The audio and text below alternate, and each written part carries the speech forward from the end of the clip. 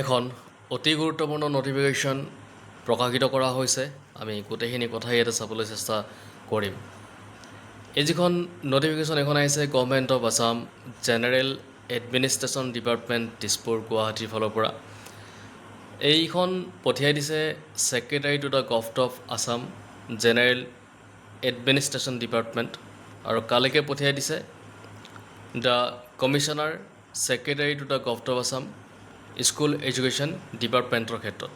Subject চাওক, imposing restriction on transfer of census functionaries appointed for census 2027।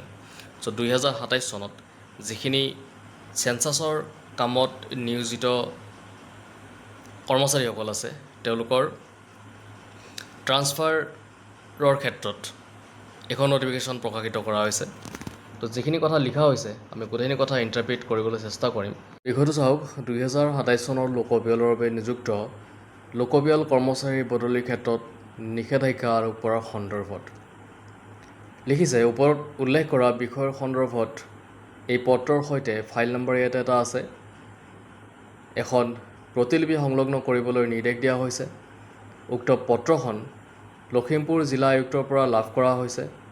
পত্ৰখনত উল্লেখ কৰা হৈছে যে আপোনাৰ বিভাগৰ অধীনত 2027 চনৰ লোকপিয়লৰ বাবে লোকপিয়ল গণনাকাৰী আৰু তত্ত্বাৱধায়ক হিচাপে নিযুক্ত হৈ থকা ইতিমধ্যে প্ৰশিক্ষণ গ্ৰহণ কৰা কেইজনমান শিক্ষকক জিলাখনৰ বিভিন্ন চক্ৰৰ অধীনত বদলি কৰা হৈছে।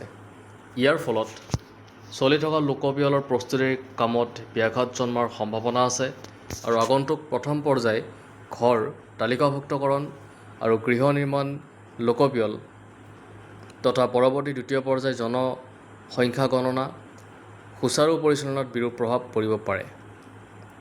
ইয়াত পুনৰ উল্লেখ কৰা হৈছে যে ফাইল নম্বৰ এটা দিছে, জৰিয়তে বিভাগে ইতিমধ্যে সকলো প্ৰশাসনিক বিভাগলৈ লোকপিয়লৰ কাম সম্পূৰ্ণ নোহোৱা পৰ্যন্ত লোকপিয়লৰ কৰ্মচাৰীসকলক বদলি নকৰিবলৈ নিৰ্দেশনা জাৰি কৰিছে।